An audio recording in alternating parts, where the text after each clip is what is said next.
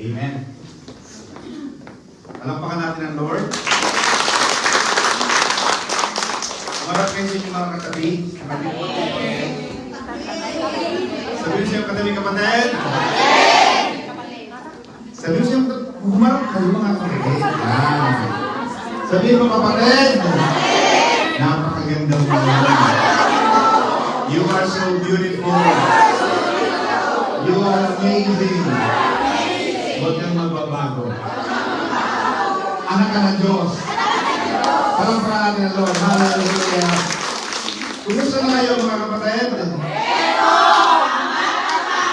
Pagbuti, paganda, pasaya, payaman. Amen. Sabi ko sa kapatid. Alam mo ba? Pangat na pangat ako. Pabuti ng pabuti ako. Paganda ng paganda ako. Pasaya ng pasaya ako. At may you. Ang katabi mo. Payaman ng payaman. You can be seated in the presence of the Lord. Amen, amen, amen. Hallelujah. Amen. Let's start our sermon because now is naghanda na ang mga pagkain sa labas. Tapusin na natin ito mga kapatid. Nakikita ko, napaganda na ng panahon. So it's a good time. At saka sa Pastor Eli kanina naka-shades. Pastor Arlene naka-shades. Amen. And it's good. It's good to have fun. It's good to go out and see the world. Hindi yung summer na nakamupo ka sa loob ng bahay.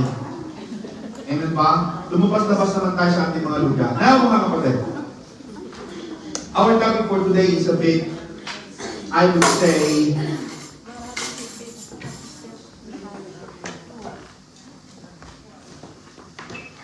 is about something na napaka-ancient. Itong pag-uusapan natin. Ang pangalan nito, where's my clicker? In the olden days, there was a false god. The name is Molech. I would like to read my Bible. Molech, just to give you a background, in Leviticus chapter 18, verse 21,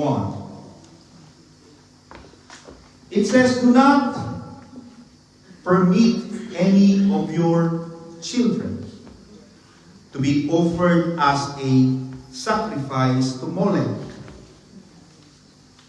For you must not bring shame on the name of your God. I am the Lord. So just to give you a background, mga kapatid, this false idol represents Molech. Or in other words, it is his called Moloch. So kapag narinig natin mga kapatid yung pangalang Molech, isipin natin mga pastor, masyado na pong ancient yan. Wala na po yan. Pero sa totoo mga kapatid, baka wala na yung pangalan, but the spirit behind Molech can be true. Moloch is isang rebulto. He is a false god. Molech is a false god who asked people. Kaya, pag nagpipiyas sa mga tao ngayon, mga kapatid, nakikita ko kayo, yung mga maliliit sa likod, huwag na kayo yung mga nasa likod na maliit na nga kayo, nagaganyan pa kayo, hindi ko na kayo makita. Ang liit-liit na nga ng upuan, maliit na nga sila. Siguro, Pastor J, next time, yung maliliit, dito natin ilagay. Kasi nangyayari, yung malalaking silya, nasa unahan, malalaki yung nasa una. Yung nasa likod, maliliit na silya, maliliit pa, nakagano. Now, Molech is a false god who asks people to give him something. And this is the logicality, the rationale, bakit kapag may piyesta, nag-o-offer ang tao, nagluluto ang tao. Naghahanda. Ngayon kasi is because, kasi po may dating na bisita. Pero actually, the reason behind ng paghahanda is because meron piyesta ni San Mateo, San Jose, San Juan, Santo Domingo, ano mang santo yan. So this is now the reason, the rationale, why Molech asked for children to be offered to him in exchange of something greater. Yun ang logic. Na kapag nagbigay ka kay Molech, magbibigay siya ng mas maganda kapalit ng ibinigay mo. So, but the problem with Molech, Pastor Ali, Molech asked for children. Children should be protected. I remember, that was like I think it was 2 months ago, last month, I had because I was going to some hospital, I had a client in criminal, as you know, I specialize in criminal law as well. There was a doctor of a very, very famous hospital. A famous hospital. He is a doctor. And he was my client. And ang sabi ng police, the police said to the doctor who is my client, don't you know, you are a doctor, right? The police was talking during the preliminary investigation of the case. Don't you know that the children should be and must be protected? You are not just a parent, you are a person of trust. Now, the children should be and must be protected. But what does Molech do? He asks for something which is very, very sacred. And that's why if you read the book of Leviticus chapter 18 onwards, you will see that while Molech is there, they have a big casserole here, they will put the child in a burning heat. So that's why habang umiyak ng bata, they have to play the drums so loud just to override the shout and the agony of the children being offered to this false god. So ganun kagrabe yun mga kapatid. Just to give you the background. But the lie of Molech is that he is going to give you something in exchange of what you offer him, which is a lie. Molech will ask you, ibigay mo ang lahat sa iyo para masenso ka. Bitawan mo ang tama para tanggapin ka. I-compromise mo ang faith mo para gumaan ang buhay mo. Now, Moloch is an idol na humihingi ng pinakamahalaga sa buhay natin. Why is it something that is very important to you? That important thing represents something that you're willing to give this false idol. That is idolatry. Noong unang panahon, mga anak ang hinihingi niya. But maaaring ngayon, mga kapatid, maaaring hindi na anak ang hinihingi ni Molech. Minsan ang hinihingi ni Molech ay ang lahat sa buhay mo. Minsan, we need to sacrifice our own faith, our God, in exchange of your dreams. You want to be successful, but you need to compromise your faith. You need to go and work and earn so much, more than you need, but in exchange of losing your soul. What did Paul say? Ano sabi ni Apostol Pablo? Makamtan mo man ang lahat ng kayamanan sa daigdig. Ngunit kung ang kapalit ng ito ay ang ating kaluluwa na masusunog sa kumunoy ng impyerno, sabi ni Apostol Pablo, di bali na lang. This is Molech. The idol is anything you put before God. Ano bang bagay na inilalagay mo in exchange of, in replacement of God, that is an idolatry. Okay niyo mga kapatid? Sabihin siya mga kapatid. Mukhang maanghang ito. Galing ito ng Bicol, may siling labuyo mga kapatid. Bicol Express ini. Kasi sana kayo mga kapatid. Because sometimes, alam mo, minsan we have to also elevate our understanding about the life. We cannot just read Noah's Ark and the big fish that swallowed Jonah. Kailangan medyo naging elevate. Yun mga kapatid. See, we are gonna be, in May 29, we are gonna be celebrating our 46th. Kaya pag galing ka ng Maranatha mga kapatid, dapat medyo level up ka kapatid.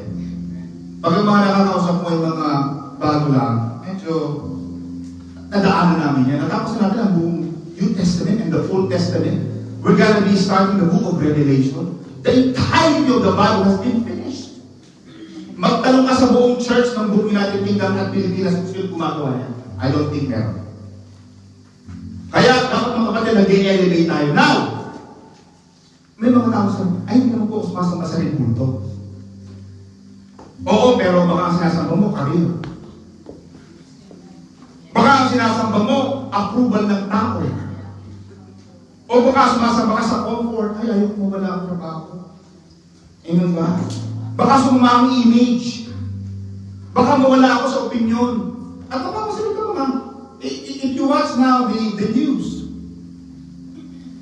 galing pag-interview ng mga media. I mean, look at these politicians.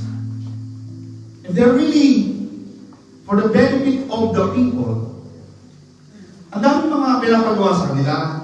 Pakita nyo lang yung salme. Nobody wants to obey. Nobody wants to sign the thing that they must sign because they have to do it. That's their job. But the people, the politicians, what they are looking, what they are thinking now is because how am I going to win for the next election? Hindi lang yung kapakalan ng tao. Labos lang yan mga kapatid. Para sa kapakalan ng tao. Pero look at what they're doing. But because they exchange their personality, their character, they operate to Molech. Pwede natin gawin. So, bagay na ginagawa natin, nakapalit ng paglilingkod sa Diyos. Kikita pa ako ng konti. Hindi ko atin. Sayang. Look at what's happening to the world now. Minsan nga, kayo naiisip ko, pag isip na ng umaga, hindi ko alam kung may... Talaga mo nilagay ko rito?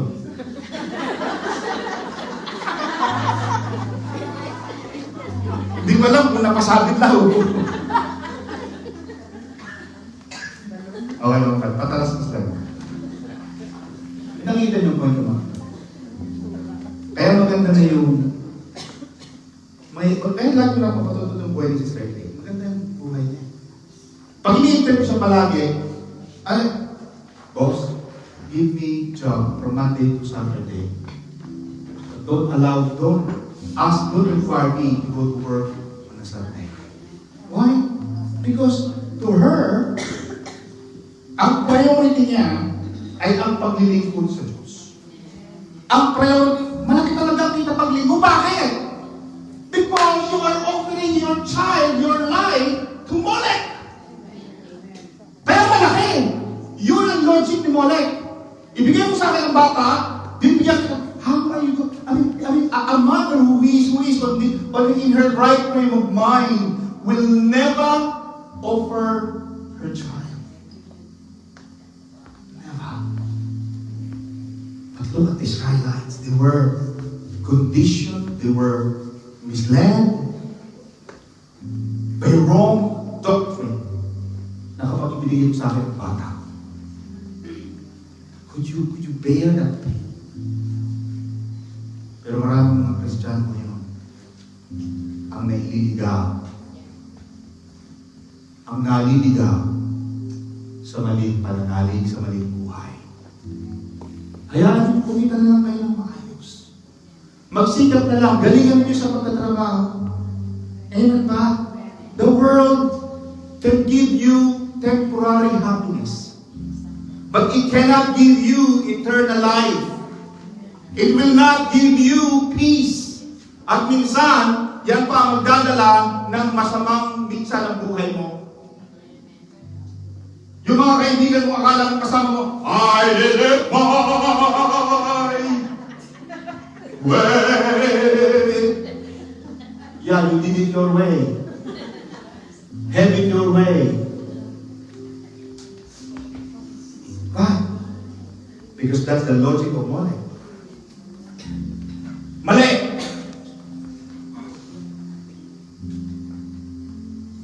Because the idol ngayon, mga kapatid, ay hindi lang palaging nasa altar. The idol ngayon, yung mga idolo ngayon, noong unang panahon, ang idolo, ang mga santo, ang mga Diyos-Diyosan, lagi nasa altar. But now these days, the modern idols are no longer placed on the pedestal. The idols now are those things that replace God. And anything that replaces God on your faith is not from God. Sino yung mga nasa labas, mga kapatid? Pumasok na po kayo dito. Thank you po, mga kapatid. Dito po, sister. Meron po po dito isa. Alisa po tayo. Minsan nasa puso, minsan nasa kalendar, minsan nasa priorities. Look at the children's now. Naramdaman niyo rin kung pumunta ng toilet, parang hindi mapunta ng toilet, wala akong buo. Aminin. Brother Fred, dito mga kapatid, meron pa kayo sarili. Andito kay Sister Michelle. Brother Fred. Sino rin yung hindi nakakapunta ng toilet at hindi dalang phone? Taas ang kamay, maging tapat tayo, honest. Yung pupunta ng phone, yung pupunta ng toilet, dapat may dalang phone. Sino rin yung pagkagising pala, unang hinahanap ay ang telepono, taas ang kamay.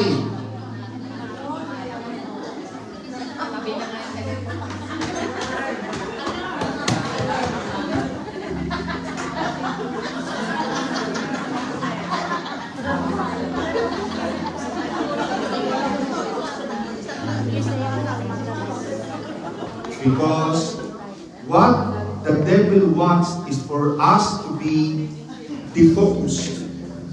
Ang gusto ng diablo, mawala tayo sa focus. Kaya mapapansin mo ngayon, maraming mga pag-aaral, mga pagsasalisin, sinasabi nila that the children nowadays, they don't have the capacity. Ang alam lang nila, magharap ng view.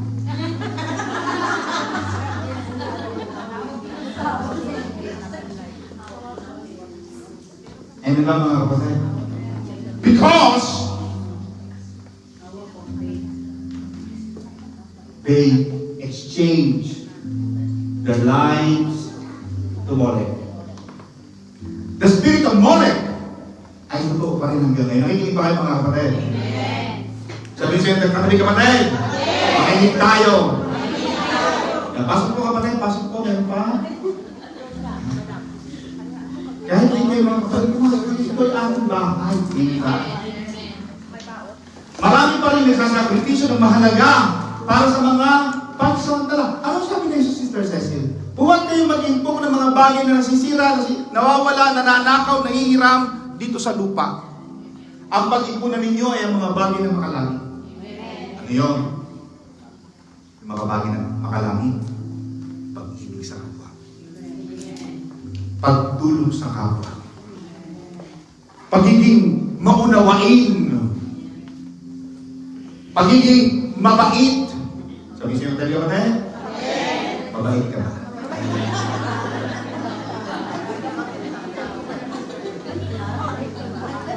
Sabi mo siya yung talaga ba tayo?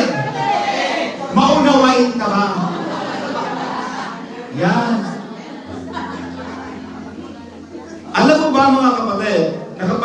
ay nagiging mabait sa ating kapwa, yes, we know that.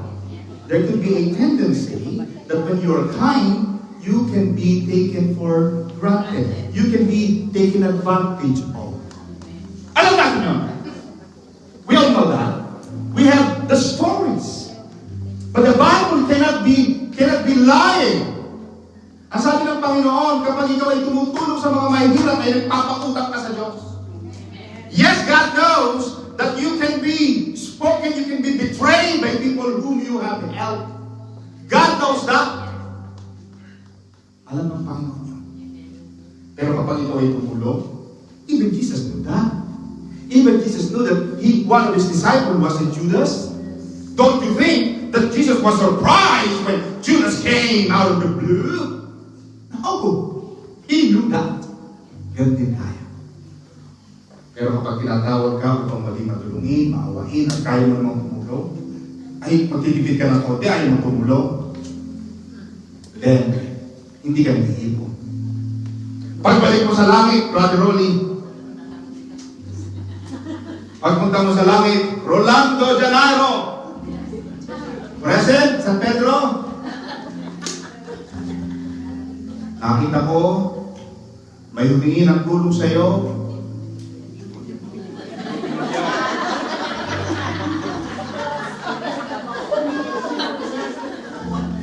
Ganun ang buhay natin.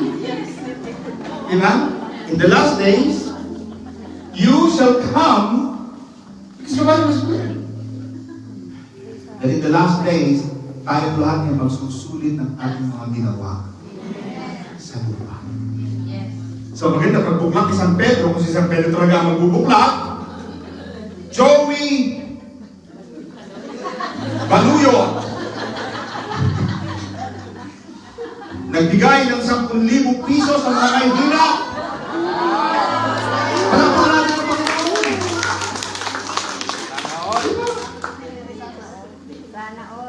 Nicanor Lolo nagbigay ng 100,000 piso sa mga mahihirap. Palakpakan natin ang Lord. Yan, mga kapatid, ang isang sinyalis ng pag-iipon ng mga kayamanan. At napapansin niyo ba? Sino ito yung palabigay natin? Taas ang kamay ng palabigay. Sabi siya ng tabi kapatid, hindi ka Cory. Correct.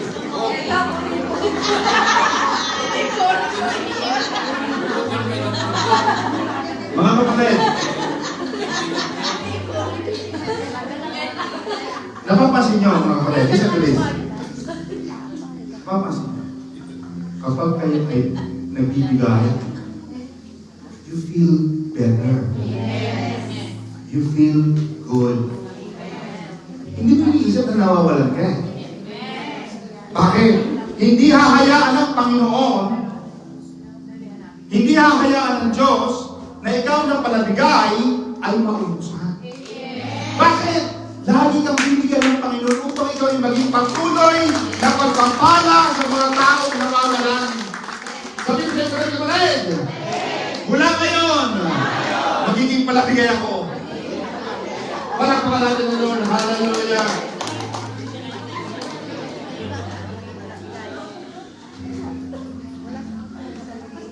Nakukuha niyo mga kapatid? Amen. Mapasin dito. Pag naging palabigay kayo, kaya mo yung isipin na nawawala kayo. Nagpapakain kayo dito ng lechon-lechon. Huwag yung isipin. Mga kapatid, eto mag-interesahan tayo. Pinagpala ka ng Panginoon, nagdaraos ka ng 55 years. 65? Now, mga kapatid, ikaw ay 55. Ano kung makabili ka ng isang lechon de leche? Wow!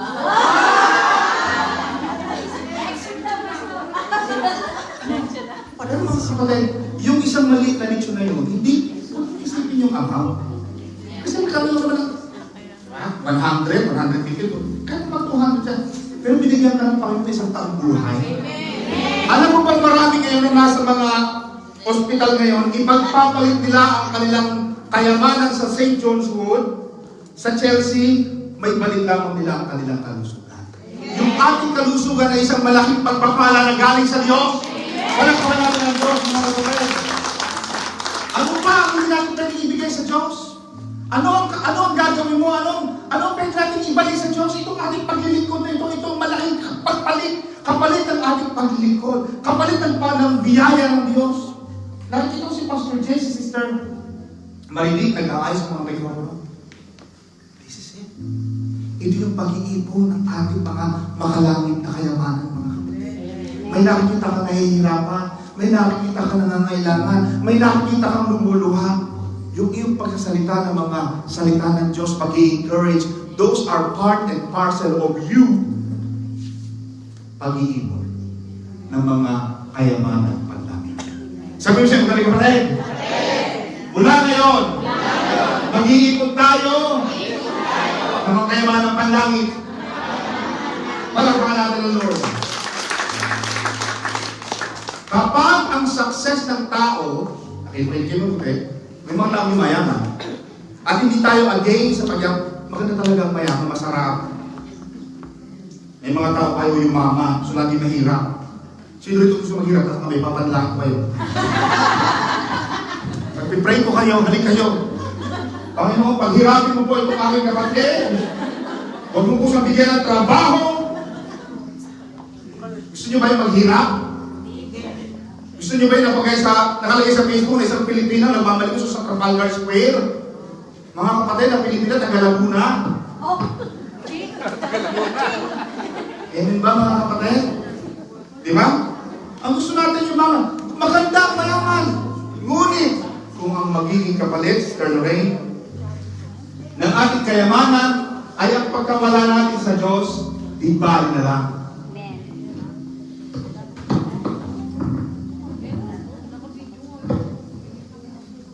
O ang kapalit ng ating success ay ang pamilya.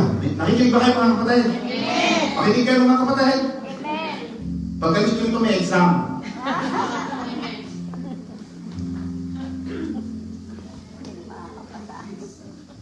Alalahanin din natin mga kapatid ang ating mga priorities. Mahalaga ang paglilingkod sa Diyos. Mahalaga rin ang pamilya. May mga taong kinalimutan ng pamilya. Nakakita lamang ng lalaki, ang haba na ng hili natin, nasa marble arch, ang buhok, piling na kaputi. That's an important point. Sabi ko, kapatid, marami kasi kumasyapong niya, mahaba talaga ng buhok niya para sa Rapunzel. Mahaba.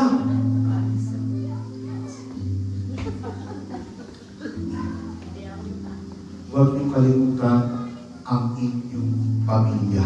Amen. Tandaan ninyo mga kapatid, pag tumanda kayo, yung mga anak ninyo, yung mga asawa mo lagi yung inaaway-away, yan din lang naman na magtutulak sa iyo. Huwag mo lang itulak sa bangin. Yung katotohanan mga kapatid. Sa bandang dulo, Sister Cecil, it will be Brother Jim who will be pushing the chair for you. Oh, sweetheart, my love, let's go to the countryside. But don't forget the wheelchair. Don't forget to sing or pray.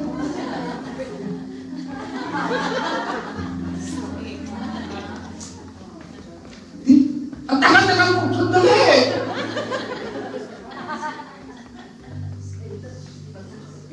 That's why let us not exchange our children to molest. Let us invest time to those people who are very important. Lalo na ngayon, nasa 40, 50, 60 ka na, 70 ka na, dapat pumili niya rin ka na. Amen ba? Magbilang ka na ng mga kaibigan. Magkukuha ka na ng mga Facebook account nila. Magkatakuhan ka, uy kapatid, nangyari tayo hindi kakahiwalay na. Ang alita. Bakit tayo gano'n? simula pa rin hanggang gulo. Iba na. Iba. Pagkakating ka ngayon sa norte, meron kang dadaanan, mansion ni Pastor Jay, mansion ni Senyora Edita, mansion ni Don Rodolfo. Pag nagpunta ka ng Pulilio Island, meron Dr. at Don Rolly. Nagpunta ka ng Batangas, Don.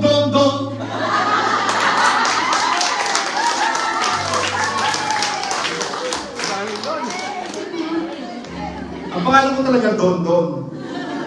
Kaya pag hindi mayaman pa ako, Don. Napunta ka ng Bicol, may Doña Arlene Sinon. Ano ba? Napunta ka ng Catanduanes, napunta ka ng...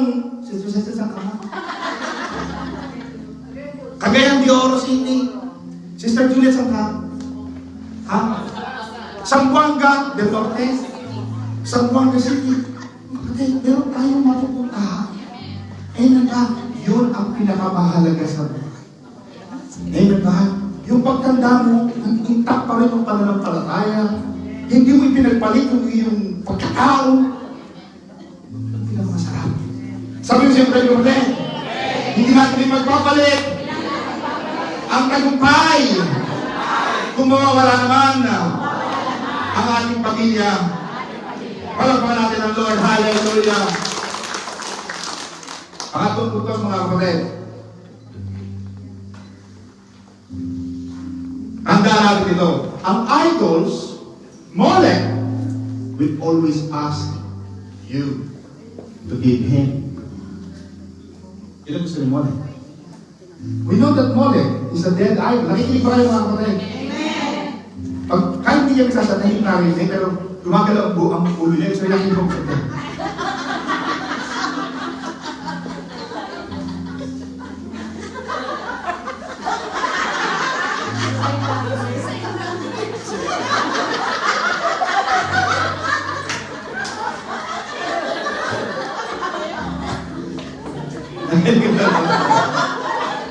Kaya kahit hindi ko natin yung boss pero dapat na.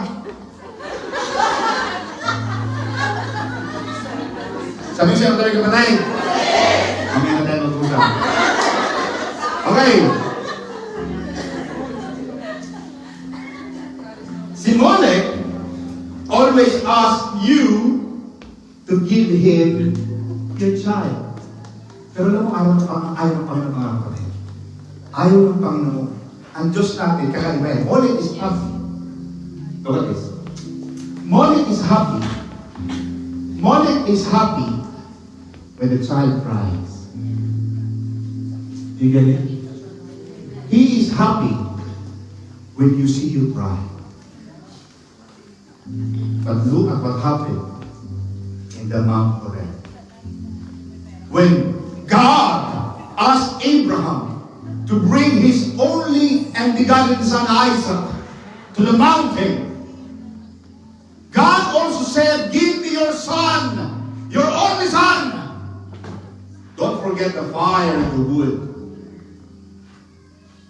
But when Abraham was about to kill Isaac, God stopped Abraham. You know why? Because God is not happy when we cry. How could a father kill his own son in exchange of God? God is a good God. Sa halip na ibigay, sa halip na kuhanin ang bata like Molech, the God that we serve is the God who provided. Instead of Isaac, God gave Abraham a ram, a sheep, in exchange of his son. And that's why that mountain was called the Jehovah Jireh, the God who provided. Ganun ang Diyos. Because the God that we serve is a good God. Gusto ng Panginoon, ibigay ko sa iyo. Jesus said in the book of John, chapter 10, verse 10, I came to give you life. The devil comes to steal, to kill, and to destroy. Ang gusto mong gawin ng diablo ay kuhanin, nakawin, alisin ang mga bagay na magaganda sa iyo. Ngunit ang sabi ng Panginoong Hesus ay, hey, dumating ako upang bigyan kita ng lubos na kaligayahan. Sabi sa iyo, kapatid, ang gusto ng Panginoon ay lubos na kaligayahan. Palakpakan natin ang Lord. Hallelujah. Yan ang gusto ko rin ang Panginoon. Kasi wala ngayon mga kami kung kayo man ay mga katrabaho, walang ginawa kung tinubusin ang pera ng Inglaterra. Ubusin mo lahat! Lahat ng kinikita nyo! Uubusin nyo! Mauubos ka, kapatid. Tatanda ka ng paurong. Si Henry buhay pa, baka ikaw ay hindi na.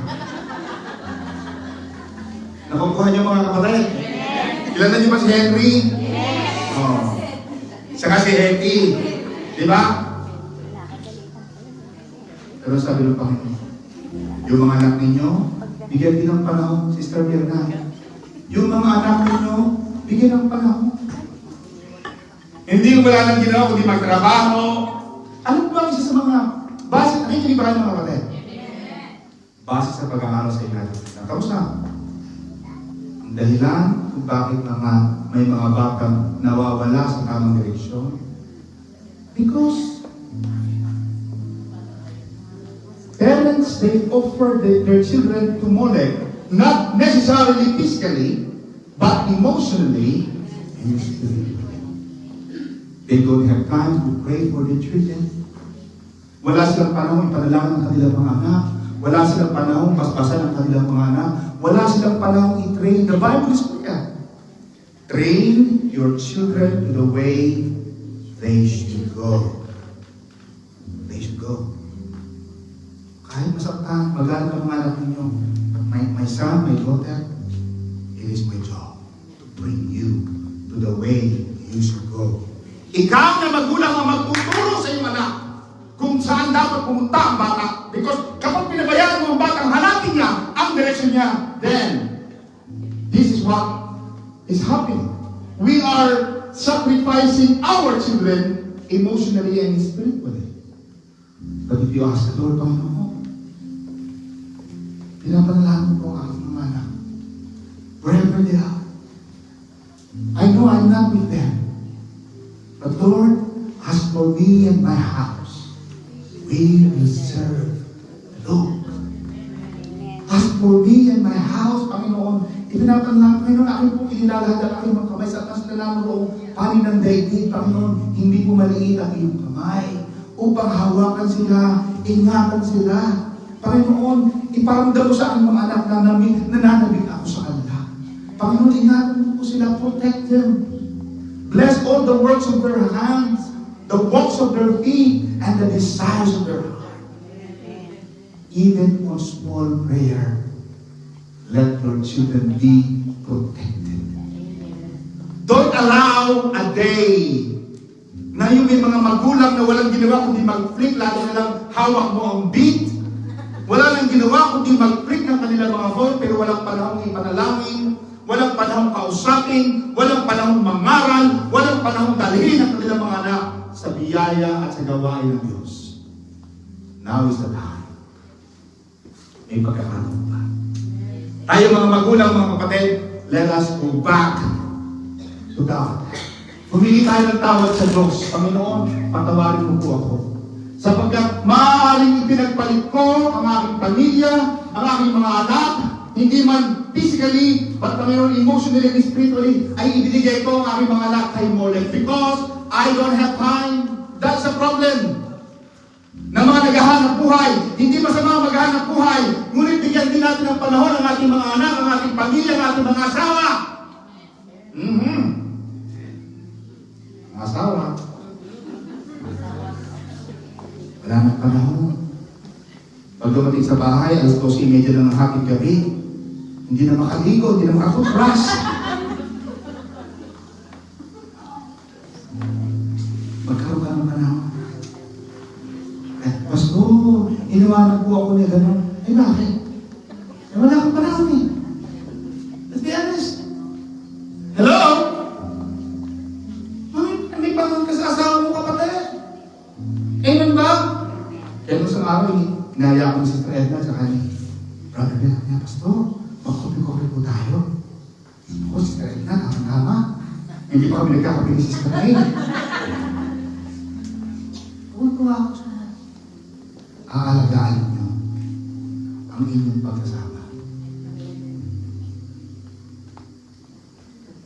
Inaalagaan niya. Hindi basta tumutubo na parang kabuti. Parang kape, Mami Diyos. Yung kape, mainit, pinatapa. Para manatili ang init. Nakukuha natin. Pag inalis mo ang takip, lalamig. At sino gusto uminom ng kapeng malamig? Taas ng kamay.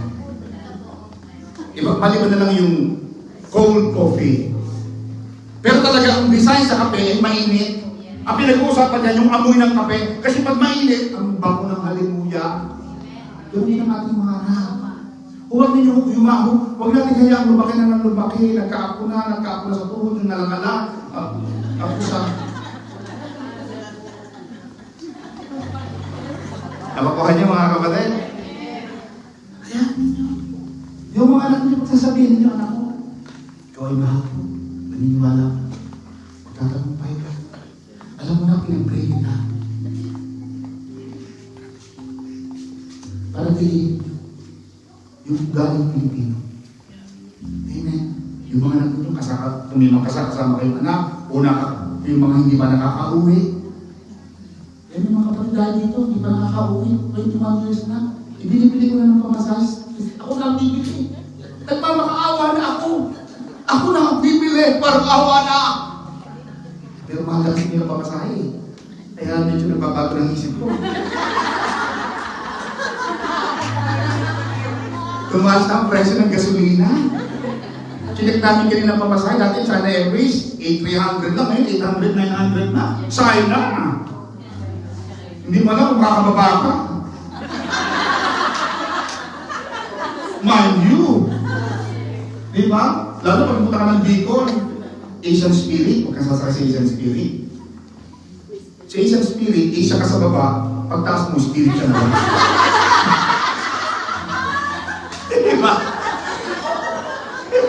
Nagkatotohanan, diba? Kasi pag nakakita ng konting mo, oops! May ulan sa Bicol, balik na tayo sa Maynila.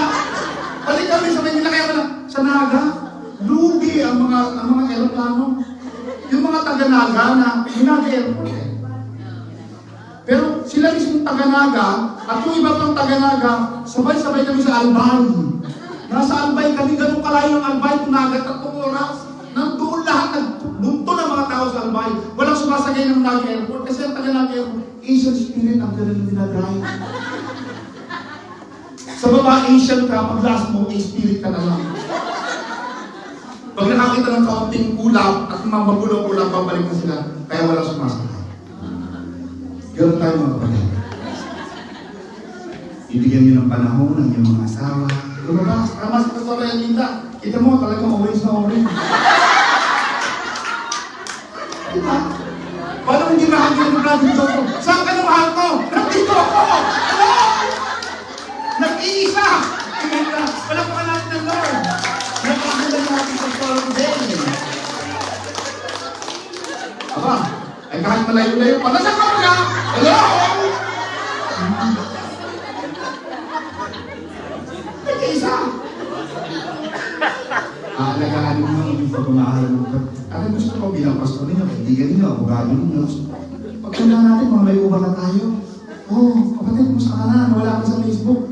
Hello, pastor, kasama kami ni Dave. Sa kayo, punta lang. Nagpulot kami doon sa Imamago. Ayun lang. Si Brother Ben, napakaganda ng plano niya. Papagwasan. Brother Ben, saan nga kayo? Ano nga ang papagawa mo dyan sa iyo? Sa farm mo. Mga farm. Gusto ko yung pagtanda natin mga kapatid, magkakasama pa rin tayo.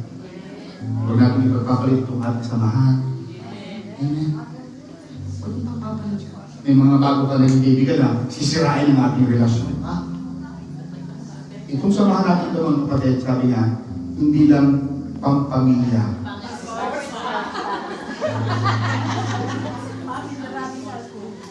Kasama tayo.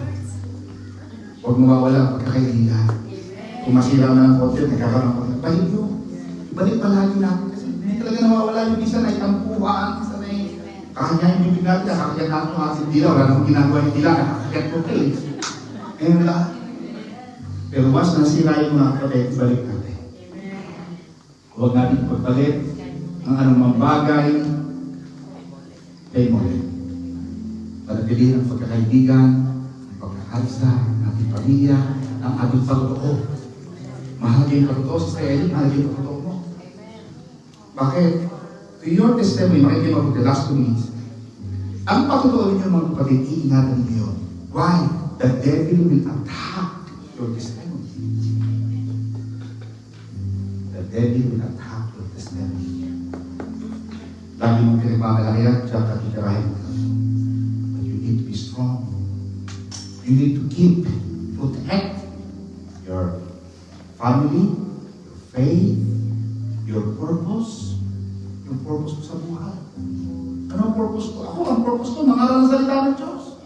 Si Sister Marieta, magiging pastora ito. Sister Marieta, sa Laguna. Sister Marieta, ano? Marilu.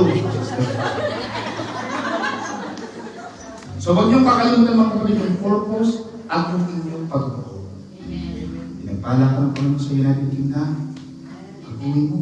Huwag mong tatawin yung pananampalataya. Huwag mong ikahihiya ang Diyos. Huwag mong ipagmamakaya na, ay, kasi magaling ako. No. Walang magaling dito. Amen. Sabi ko siya, tayo ka rin. Simula ngayon. Ang ipagmamalaki mo ay ang Panginoon. Kaya natin tumayo. Sabay-sabay natin panalangin ito mga kapatid. Sabay-sabay tayong manalangin. Panginoon, salamat po sa iyong salita. Buksan mo po ang aming mga mata sa anumang bagay na bumalik sa iyo sa puso namin. Patawarin mo kami sa mga panahon na isinakripisyo namin ang mahalagang bagay para sa mga bagay na panandalian lang. Turuan mo po kaming ibalik ka sa tamang lugar sa buhay namin. Ingatan mo po ang aming pamilya, ang aming pananampalataya, at ang aming puso. Tulungan mo kaming tanggihan ang mga idolo ng mundo ito at piliin ka araw-araw. At piliin ka araw-araw.